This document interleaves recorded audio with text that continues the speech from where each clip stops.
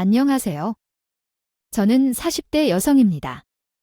평범하게 살아왔다고 생각했지만 어느 날 갑자기 변화가 찾아와 소란스러운 삶을 살게 되었습니다. 사는 도중 사회적으로 좀 어색한 인간, 다른 입장을 고려하지 않는 존재들에 대한 이야기를 전하려 합니다. 이 모든 일의 시작은 우리 집 서랍에서 벌어졌습니다. 학사적인 면을 제외하고는 아무것도 못하는 사회성이 부족한 사람들이 주변에 있다면 동조를 받을 것입니다.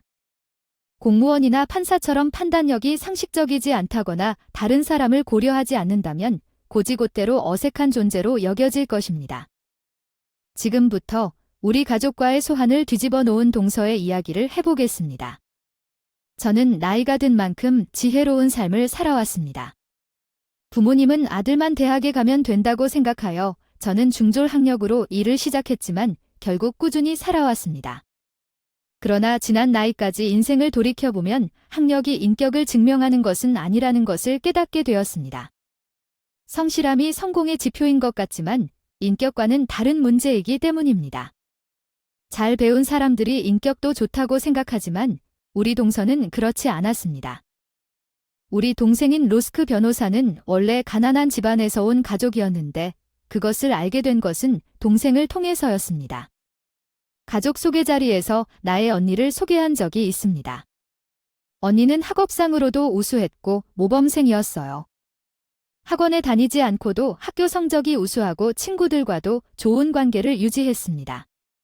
성격도 착실하고 꼼꼼한 편이라 형편 어려운 집안에서도 잘 자라났어요.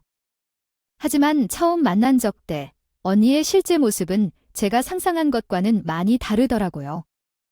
형제간의 대화에서 특히 언니의 성격이 묘사되었는데 착실하고 성실한 이미지와는 다른 면이 있었습니다. 그래도 서로 다른 부분을 보완하며 조화롭게 지내는 모습은 부모님이 자랑스러워 하시는 듯했답니다. 부모님을 효도하는 언니는 정말 대단한 친구였어요. 바로 느꼈습니다. 시동생과 예비동서가 각각 집안 부모님께 인사를 드리러 오면서 예비동서를 처음 만나게 되었어요. 그때부터 우리는 서로가 어떤 일을 하는지 물어보았고 직업을 알고 난 이후부터 묘하게 말로 상대를 자꾸 무시하는 듯한 분위기가 감지되었어요. 그러면서도 직업에 대한 자부심은 엄청 강했어요. 처음에는 내가 지금 예민하게 받아들이는 건가 싶어서 일부러 그렇게 생각하지 않고 좋게 봐주려 노력했죠. 아, 형님은 어떤 일 하세요? 라고 물어봤는데 이미 아시겠지만 주부예요. 전업주부로 이것저것 소일거리 하면서 살아가고 있어요. 아, 그러셨군요. 어머, 근데 요즘에도 전업주부가 있네요. 대학교 공부한 거 아깝지 않으세요? 라고 했더니 상대방은 아버지가 꽉 막힌 분이셔서 대학을 안 보내주셨다고 했어요. 아, 정말요? 그래도 좀 아쉬운데요? 아니, 아무리 그래도 그렇지 너무 했네요. 저는 부모님이 있어서 잘 지원해 주신 덕분에 대학을 다닐 수 있었는데 혹시 공부를 잘했으면 대학 보내주지 않았나요? 라는 뉘앙스를 느꼈고 그러려니 하고 지나갔습니다. 하지만 이후로도 은근한 무시가 계속되었어요. 그래도 부모님이 잘 지원해 주셨네요. 감사하게도 힘들게 키워놓은 자식인데 이렇게 잘 해내다니 얼마나 뿌듯할까요? 일어나는 게 어때요? 저의 적성과 잘 맞아요. 어려운 일은 없어요? 아, 일하는 것이 좋아요. 제 적성에 맞아서 그런 것이죠. 힘든 일도 별로 없어요. 다시 말해, 힘든 일이 생겨도 동료 외에는 이야기 않는 편이에요. 그런 얘기는 동료들과 하는 게 더 편하니까 잘 이야기를 안 하게 됐어요. 전문 용어도 많고 어려운 말도 많이 써야 해서 일반 사람들과 이야기하면 이해도 잘못하고 설명하는데 시간이 너무 오래 걸려서 귀찮아요. 수준이 맞아야 이야기를 해도 재미있죠. 오늘은 좀 많이 풀어서 말하고 있어요. 이해하기 어려우실까봐 완전히 무시당한 것 같아요. 그러나 좋은 날 시부모님 앞에서 제 기분이 나쁘다는 것을 참고 넘겼어요. 그런데 참을 수 없었던 것은 동서의 태도였어요. 결혼 전에는 저만 슬쩍 무시하던 동서가 결혼 후에는 점점 과감하게 대놓고 무시하기 시작했죠. 나중에는 너무 과하게 도를 넘어서 시부모님에게 그러더라고요. 동서가 이번에 아버님 생신을 위해 예약을 해뒀는데 그 주에 시간이 괜찮나요? 아, 형님, 다음 주에 말하신 거 맞죠? 이게 일이라는 건 형님이 원래 안 하셔서 모르겠지만 그렇게 딱 뺄 건 없어요. 회사 일이 마음대로 안 되는 거 알지요? 그래서 미리 이야기하고 물어보는 거죠. 우리 남편도 시동생도 다 일하니까 그렇게까지 무리하게 모이라는 건 아니고 지금 다 같이 일정을 맞추기 위해 노력하고 있어요.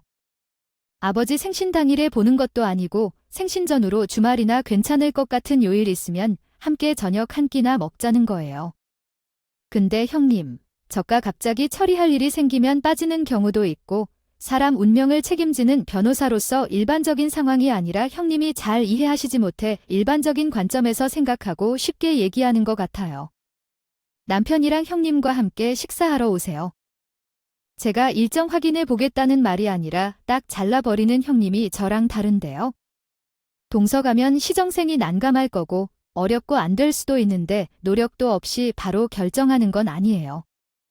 주변에 회사 가진 친구 없으면 체크해 보세요. 변호사는 하루 종일 바쁜 사람이고 몸도 귀하답니다. 사람 운명을 책임지는 직업이라 돈도 많이 버니까요. 저희가 서로 멀리 살아서 아버지 생신 때 만나고 설과 추석 때만 모일 수 있으니까 동서 결혼 후 처음 가족 행사 참석하려고요. 동서 일정에 맞추려고 노력 중이에요. 네, 이야기를 해주셔야겠어요. 저는 앞으로 바빠서 늦게 연락드릴게요. 저는 집에서 가만히 있지 않고 형님은 가만히 있어도 일이 불어나지 않겠지만 제가 형님과 통화하는 동안 일이 계속 들어오거든요. 형님이 조용히 이야기해도 끝까지 이야기하면서 화가 나요. 말 끝날 때마다 제가 무지해서 그러는 것 같다는 말로 제 시간은 하찮아도 보낸 시간은 소중하다는 생각이 들어서 화가 나요. 그리고 이런 행사에 참석하는 것을 별거 아니라고 생각하면서도 속으로는 그런 마음을 숨기지 않고 모두에게 표현하니 저도 분노가 생겼어요. 하지만 더 길게 이야기해도 소용이 없다고 판단해서 살겠다며 통화를 끝냈어요. 그날 저녁에 남편에게 상황을 이야기했죠. 오늘은 아버님 생신이라 식당을 예약할 겸 동생에게 일정을 확인하려 물었어. 언제가 괜찮냐고 그랬더니 남편은 잘했어. 언제든 괜찮아. 재수가 언제든지 가능하니까 라고 대답했어요. 그런데 못 온다 으는 말을 들었어요. 모든 일주일 동안 바빠. 그냥 못 온다고 했어요? 아버님 생신 전이나 후나 상관없다며 하루만 식사를 빼줄 수 있느냐고 했는데 시간이 없어. 우리끼리 먹을래 라고 했어요. 결혼 후 처음 하는 가족 행사인데 아예 오고 싶어 보이지도 않아. 그건 아니겠지요. 동생한테 상황을 이야기해 볼 생각이에요. 시라고 이야기를 좀 잔잔히 해보죠. 재수 씨는 정말 특이한 분이네요. 1년에 한 번의 생일을 가졌다면 기념해야 할 것입니다. 시동생이 동서에게 전화를 하고 난 후 어떤 상황이 벌어졌는지 알 수 없었지만 동서의 도착을 기다리는 것 같았어요. 동서가 도착하고도 여전히 바빠 보이는데 생일을 축하하러 왔다고 하니 정말 감사하게 여겼을 것 같아요. 자식은 아들 둘이었지만 또 다른 딸이 생긴 것 같아요. 그동안 식당을 찾아주다니 감사합니다. 이야기해 주신 대로 동서가 결혼을 해서 가족이 처음으로 만나게 되는 행사인데 시간을 내는 것이 어려웠겠지요. 분은 오래된 것처럼 느껴졌지만 상황이 그렇게 불편했던 것 같아요. 변호사, 검사, 의사 같은 사람들과 친분이 없다니 조금 놀라운 일인데 최근에 변호사 친구를 사귈 수 있어서 다행입니다. 분은 기분을 상하게 하며 질문을 던지는 모습이 보였는데 그건 착각이었나 봐요. 이야기를 나누는 과정에서 생각을 바꿔보기도 하면서 사이 좋은 집으로 거듭날 수 있게 되었으면 좋겠어요. 아, 사자 하나 둔 것 같았지만 그게 아닐 수도 있어요. 이야기가 어떻게 끝나는지 궁금하네요.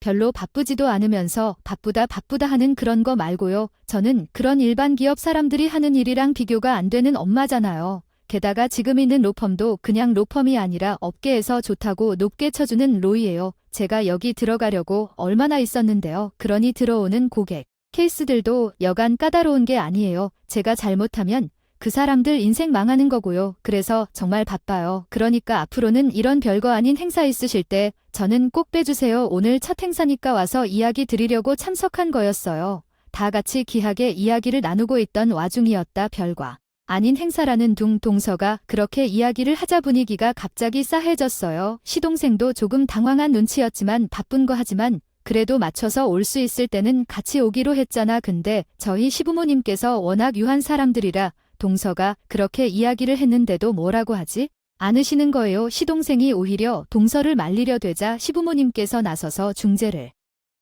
해주시더라고요. 아이고 그래 됐어. 오늘 첫 행사라고 와준 것만도 고맙다. 바쁘면 그래야지. 바쁜데 오늘 와줘서 고맙다. 앞으로는 부담 가지지 말고 일정 맞추려고 너무 무리하지 않아도 되니 편하게 려무나. 그래 각자 회사 일이 더 중요하지. 나도 그로폼 얼마나 좋은지 익히 들어서 잘 알고 있어. 내가 일한다고 고생이 많아. 우리 생일이야 뭐 매년 있는 건데 우리는 그런 걸로 며느리들 눈치 주고 안 그런다. 아, 사자 하나 둔 것 같았지만 그게 아닐 수도 있어요. 이야기가 어떻게 끝나는지 궁금하네요.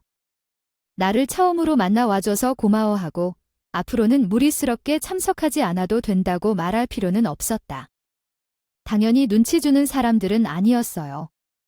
그래도 나는 부모님이 돌아가신 뒤에 시모님께서 정말 잘 챙겨주셨고 그에 감사해서 그저 제가 알아서 잘해드리고 있었을 뿐이었거든요. 그러나 부모님들은 자식이 며느리를 불편하게 하거나 힘들게 하면 아들들이 결혼 생활이 피곤해질까봐 조심하려고 하시던 분들이었어요. 그래서 처음에는 내가 챙겨주는 것도 웬만하면 받지 않으려고 하셨고요. 그래서 그렇게 예의 없게 행동해도 그저 웃으며 넘겨주시는 분들이셨어요. 그러나 동생은 갈수록 심해졌어요.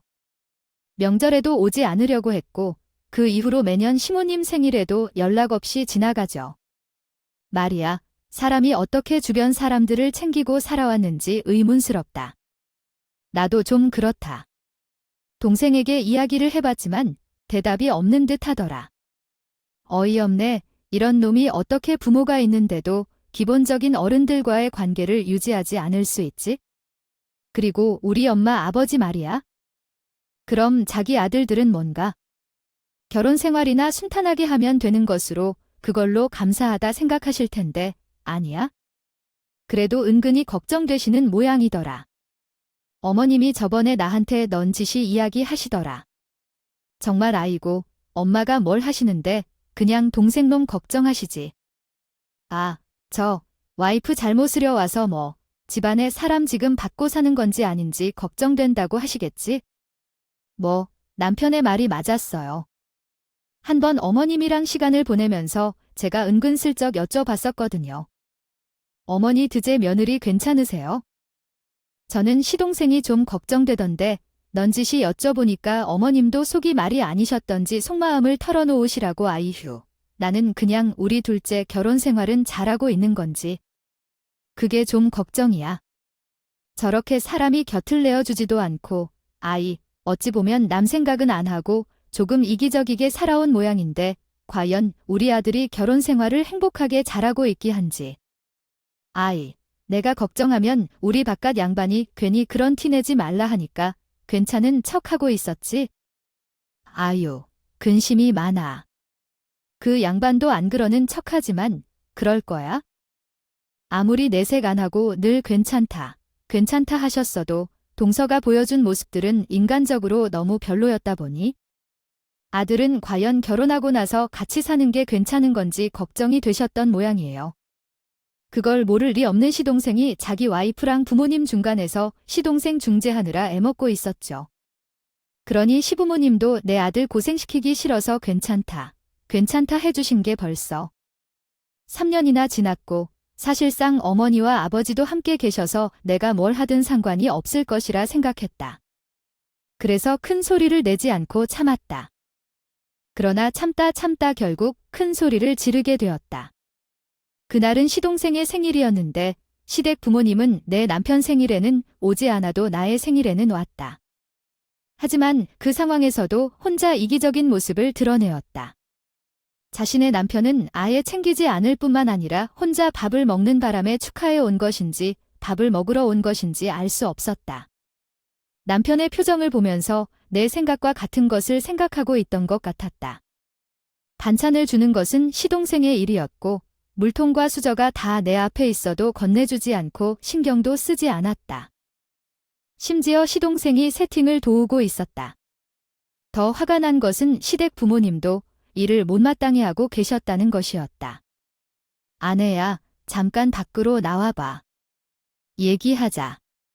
식사를 하고 계시다 나는 너무 화가 나서 남편을 밖으로 불렀다. 왜 그러냐? 재수 씨 때문이야. 젠장, 정말 왜 바보같이 행동하는지 모르겠다.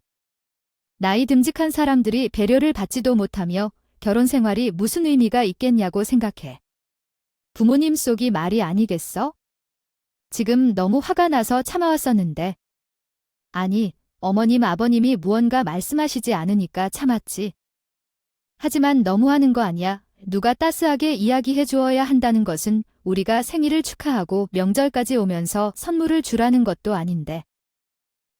1년에 엄마와 아빠 2번, 남편 1번 만나서 1년에 3번 외식하는 것이 전부잖아. 우리 생일 때는 부르지도 않잖아. 그냥 가족끼리 잘 지내지 못해서 생일에 만나서 인사 나누고 식사하자는 건데. 비용도 거의 우리가 내잖아.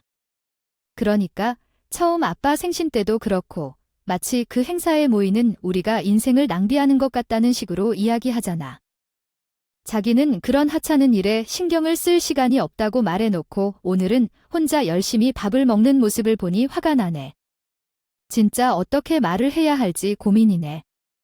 그래, 우리 엄마 아빠도 말 못하실 거고 우리가 얘기하자. 남편과 대화하고 나서는 식사가 끝나고 헤어지는 길에 동서를 붙잡고 얘기하기로 했다. 식사를 마치고 시부모님을 동행하고 동서를 불러서 서야 했다. 동서가 집으로 가기 전에 잠시 얘기해야 할 거 있겠어. 왜 이러는 거야? 우리는 가족 행사에 시간 뺀 것만 가겠다고 이미 몇 번이나 말했잖아. 나는 이제 동서가 가족 행사에 대해 오히려 신경을 쓰지 않겠다고 생각하지만 어찌 그냥 같이 식사하는 자리에서 서로 챙겨야 하지 않을까? 동서가 회사 생활도 다 했으면서 이런 모습을 보니 참 이상하다. 무슨 생각이야? 형님. 내가 살아온 길 중에 신입사원으로 처음으로 회사에 들어온 막내 동생에게 나 할 얘기를 할 줄은 몰랐다. 정말 식사할 때면 막내가 내 주변에 김치가 있든 물병이 있든 수저가 있든 냅킨이 있든 신경을 하나도 쓰지 않고 밥만 먹을 줄은 정말. 아무래도 그건 막내가 나한테 하던 소통을 이야기한 적이 있어? 그건 좀 꼰대 같은 느낌이 나지 않아? 아무도 필요하다면 챙겨가면 된다고 할 때 필요한 사람이 가지면 된다고 하는 것도 당연한 거겠지만 막내는 필요한 것들을 직접 가져다 쓰고 다른 사람들에게 편하게 쓰라고 하면서 세운 것을 썼고 만약 다른 사람들이 필요한 것이 있으면 그것을 필요하다고 하더라도 듣지도 않았다. 수저통이 막내 오른쪽에 놓여 있는 것을 보니 막내에게 음료를 주도록 하는 게 말이 되는 것인가? 막내가 다른 사람들에게 일을 시키고 남들에게는 스스로 하도록 하는 것이 무슨 의미인가? 내가 눈치 비는 지금 시아버지와 어머니의 표정을 봤어. 그들이 모인 자리에서 기쁩니다는 대신 우리 가족에 대한 안부조차 묻지 않아서 진정 혼자 왔다고 생각했을 것이고요. 우리 편이 되시지 마십시오. 저만 못 알아듣겠습니까? 신입도 아닌 저도 그런 말을 안 들어본 적이 없어요. 아무한테서도 그런 조언을 받은 적이 없는데 좋게 말하려 했는데 무슨 소용입니까? 저도 그 후로는 좋게 얘기하지 않았어요. 막내가 스스로 어떤 것을 하고 있는지 알면서도 제사상을 위해 끝나신다고 시키기도 했고 제사상을 할 것을 말기도 했고 둘 다 한 입 먹고 서로 안부를 묻는 건 1년에 한 번 아니라 또 다른 가족 행사인데 왜 이렇게 가족 행사를 중요하게 여기는 거예요? 제가 말씀드렸죠. 저는 바쁜 사람이에요. 그런 하천은 행사 따위에 쓸 시간이 없다고요. 한 번에서 풀이 다니는 당신들이 뭘 한다고 나한테 이래라 저래라 하냐고. 아휴, 그때도 그렇고 지금도 이러네. 그 행사 못 오는 거 그럴 수 있다 쳐도. 시간 내서 가족들 보러 오는 행사를 너무 하찮은 행사라고 하면서 일반 회사 다니는 우리를 무슨 쓸모없는 일 하는 사람들 취급하는 건 그건 너무 무례하지 않아? 어머님도 당신 아들 결혼 생활을 대체 잘하고 계신 건지 걱정되면서도 괜히 이래라 저래라 하는 걸까 봐 말도 못하고 마음속으로만 걱정하고 계시더라. 배울 만큼 배운 사람이 왜 이렇게 못 배운 사람처럼 행동을 하는 거야? 변호사 공부 말고는 아무것도 안 했어. 근데 동서가 갑자기 제 마지막 말에 찔리기도 했는지 소리를 지르며 제 어깨를 밀치는 게 아니겠어요. 야, 나 거기로 폼 다니는 사람이야? 제약도 못 나온 꼴통 고절주지? 지금 누구한테 이래라 저래라 훈계질이야 이야 아이고 그래 말 잘했다. 오죽하면 고조인 내가 배울 것 다 배우고 대학 졸업장 있는 동수한테 얘 이게 좀 행동하라고 훈계를 하겠어. 창피한 줄 알아. 대체 인간관계 잘 유지하고 있는 거 맞아? 아 그놈의 좋다 로펌 회사에서 생활 잘하고 있는 거 맞냐고. 동서가 그 말을 듣더니 눈이 뒤집어져서는 아이 제 머리채까지 잡더라고요.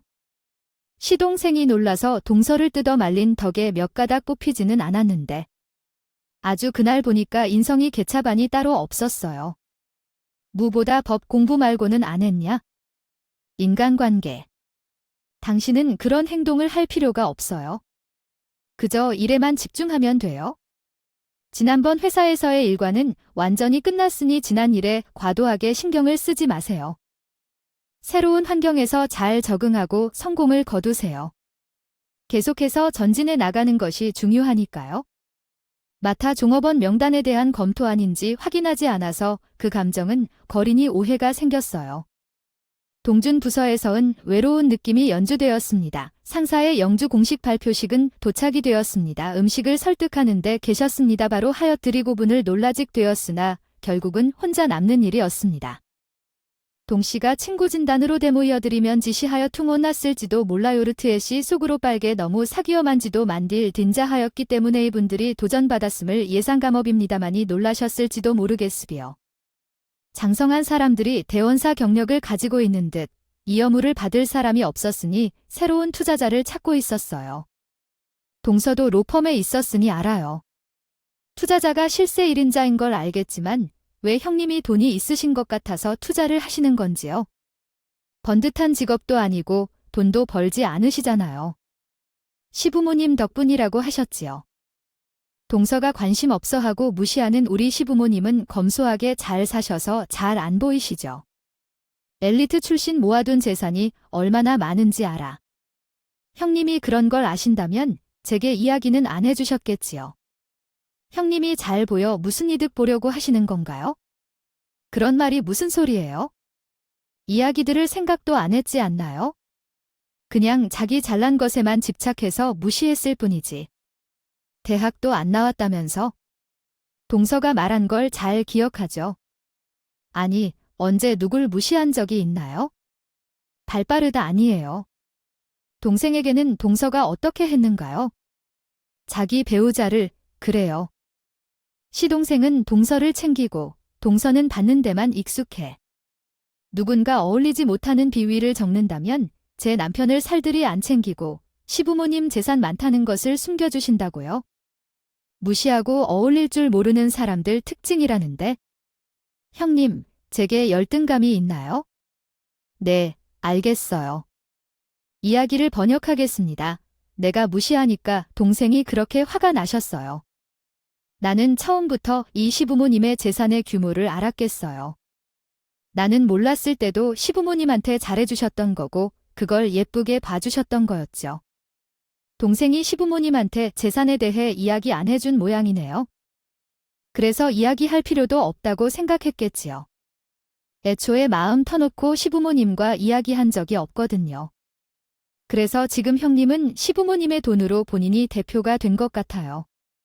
아니, 돈으로 된 대표가 무슨 의미가 있겠어요? 회사를 망하게 할 생각이냐고요? 나는 형님이 대표라는 걸 인정할 수 없어요. 동생이 무슨 소리를 하는지 모르겠네요. 시부모님이 얼마나 예쁘게 계시는지 모르는 사람이요. 당연히 투자에 재주가 있지요. 동서는 공부나 잘하는 게 없는 사람인 것 같아요. 하지만 세상 사람들이 다 공부만 잘해서 성공하는 건 아니거든요. 애초에 나는 동서가 무시할 때 타격을 받지 않았던 이유는 나의 다른 특기와 역량 때문이었죠. 사실 나는 투자에 소질이 있었어요.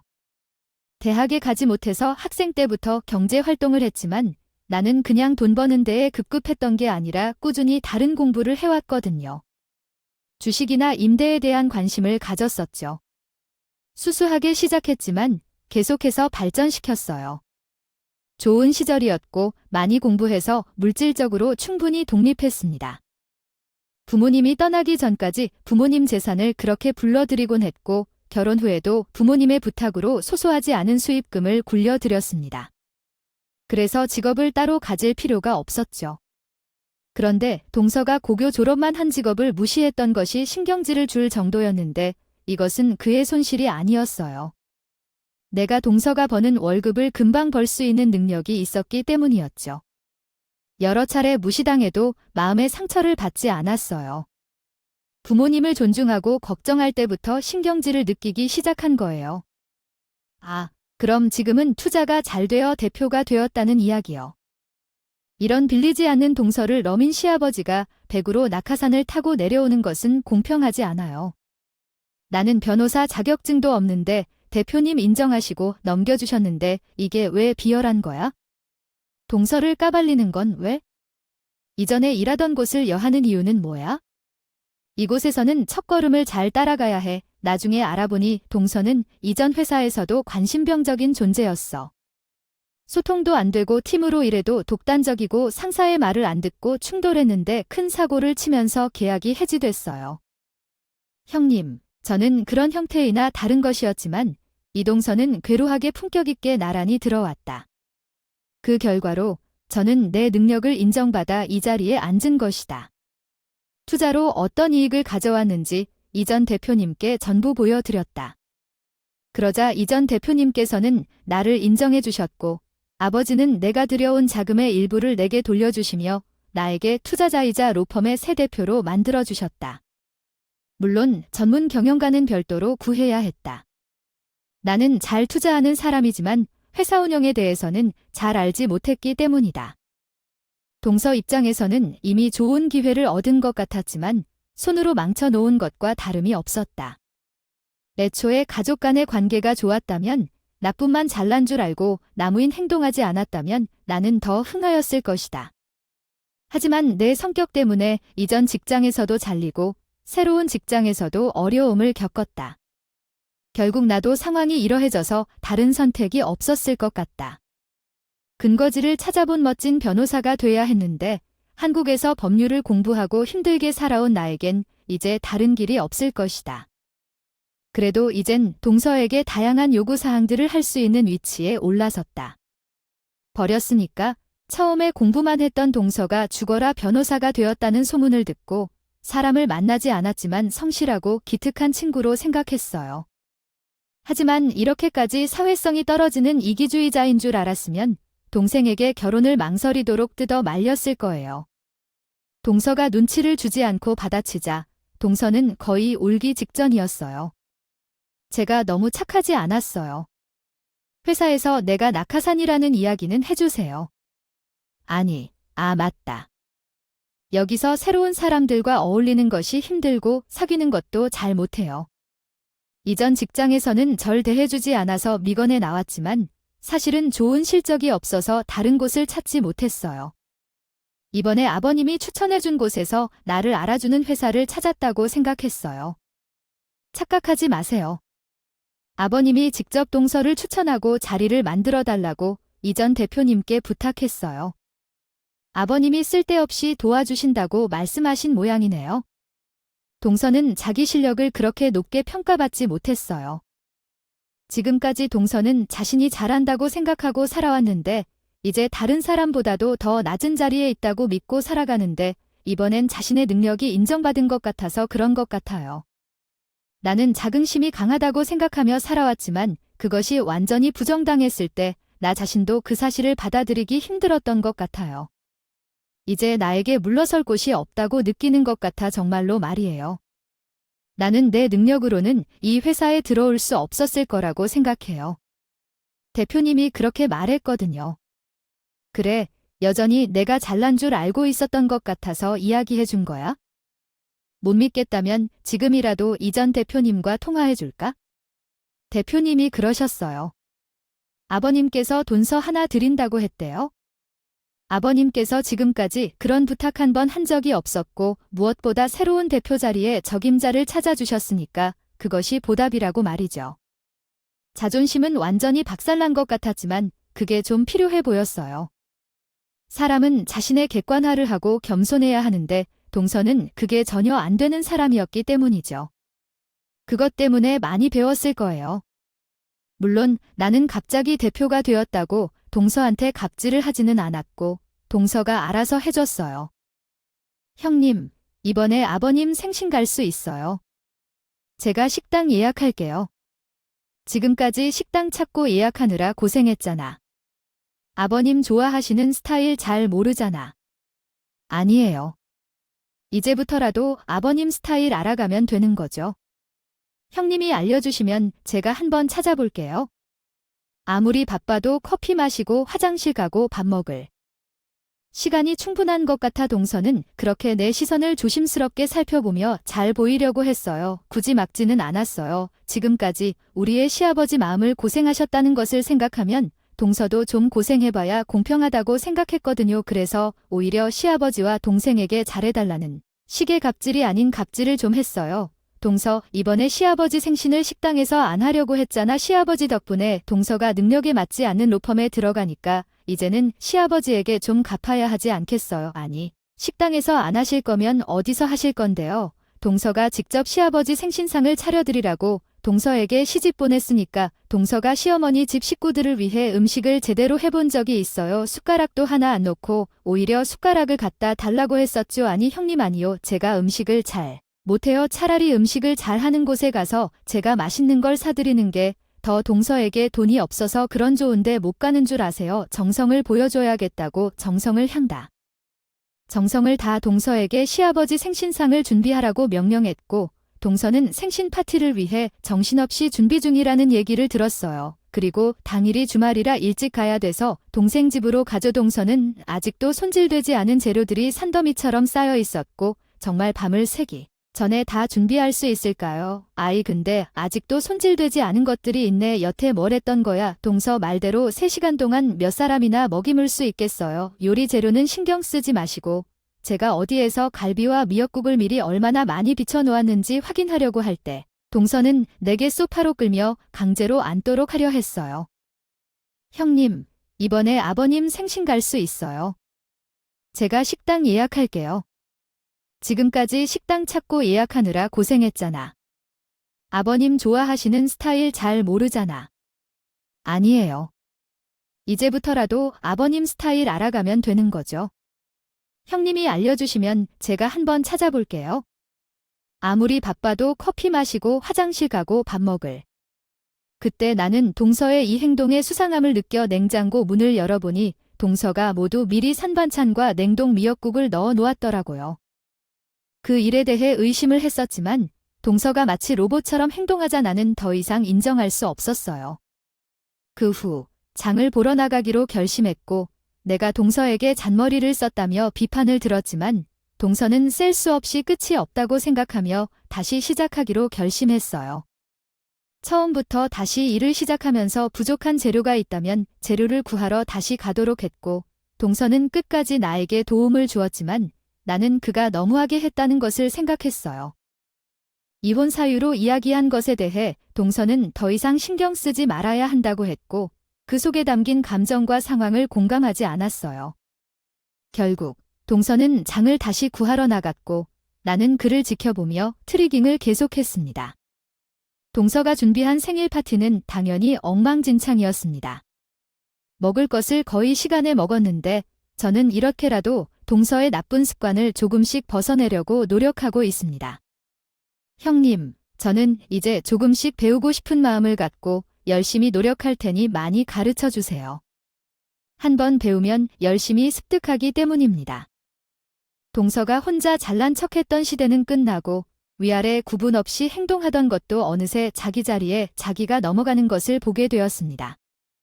이제 동서는 더 이상 자기 중심적으로 행동하지 않고 제가 대표가 되었을 때도 나무인 버릇 없이 행동하지 않았습니다. 식사할 때도 남편과 시댁 부모님이 챙겨 드시던데 시댁 부모님은 여전히 손수레를 치시며 그런 것을 이해 못하라고 하셨지만 그것을 배우게 된 덕분에 회사 생활에서 잘 적응할 수 있었습니다. 사람 간 교류 역시 중요하다는 것을 많이 느낄 수 있었습니다. 그래서 우리는 여전히 사소한 일에 신경 쓰며 부모님이 챙겨주시는 시댁 부모님을 효도하며 잘 사는 중이에요. 동서도 함께 잘 지내고 있습니다. 진심인지 거짓인지 모르겠지만 요즘은 그래도 시키지 않아도 사들이 잘 챙기는 모습을 보입니다. 아침에 어떻게 변할지 모르겠지만 지금 이 정도만 해준다면 다행이라고 생각하며 앞으로도 이렇게 평화롭게 잘 살아가려고 합니다. 속 시끄러웠던 사건들은 여기서 끝나며 지금까지 제 이야기 들어주셔서 감사합니다.